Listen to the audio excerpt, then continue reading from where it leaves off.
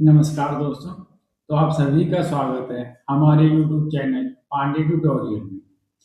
तो आज का जो हमारा टॉपिक है वो है स्पीड एंड वेलोसिटी। स्पीड क्या होती है, वेलोसिटी क्या। तो स्पीड क्या होता है? डिस्टेंस अपॉन टाइम, यानी कि कितने टाइम में कितना डिस्टेंस कवर किया जा रहा है उसे हम स्पीड कहते हैं। ठीक है। अब दूसरी तरफ है वेलोसिटी। वेलोसिटी क्या होता है? वेलोसिटी का मतलब होता है डिस्प्लेसमेंट अपॉन टाइम।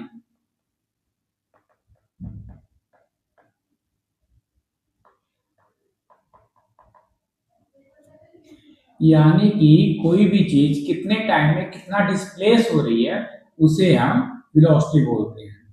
इन दोनों में कॉमन क्या होता है कि इन दोनों की जो यूनिट है वो मीटर पर सेकंड ही होती है।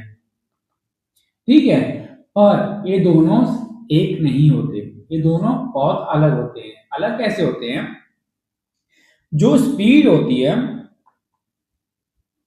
वो डायरेक्शन पे डिपेंड नहीं करती, यानी कि आप किस डायरेक्शन में जा रहे हैं उससे स्पीड का कोई लेना देना नहीं है। पर अगर आप वेलोसिटी की बात करते हो तो वेलोसिटी डिपेंड करती है डायरेक्शन के ऊपर कि आप किस डायरेक्शन में मूव कर रहे हो। ठीक है। अब ऐसा क्यों होता है?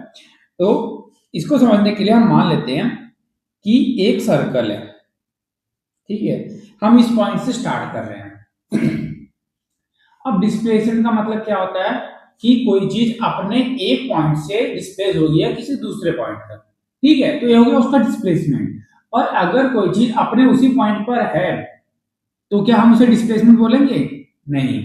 तो वेलोसिटी में क्या होता है, अगर कोई बॉडी ए पॉइंट से शुरू हुई है और वो मूव करते करते पॉइंट बी तक पहुंच गई है तो हम कह रहे हैं कि उसने ए से बी तक एक डिस्प्लेसमेंट कवर किया और ये डिस्प्लेसमेंट होगा उसका मैक्सिमम। ठीक है। पर अगर वही बॉडी उस बी से वापस ए पर आ गई है तो अब तो वापस वो अपने ओरिजिनल पोजीशन पे ही आ गई है, तो इसमें हम बोलेंगे कि वो डिस्प्लेस हुई है? नहीं। तो उसकी डिस्प्लेसमेंट क्या हो जाएगी? जीरो।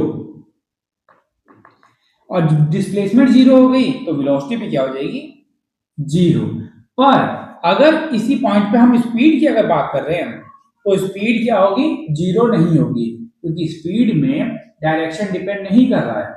तो स्पीड में हर एक पॉइंट काउंट होगा, यानी कि वो चाहे सर्कल में 10 बार घूमेगी फिर भी उसकी डिस्टेंस काउंट होगा कि 10 बार घूमते हुए उसने टोटल कितना डिस्टेंस कवर किया है। ठीक है।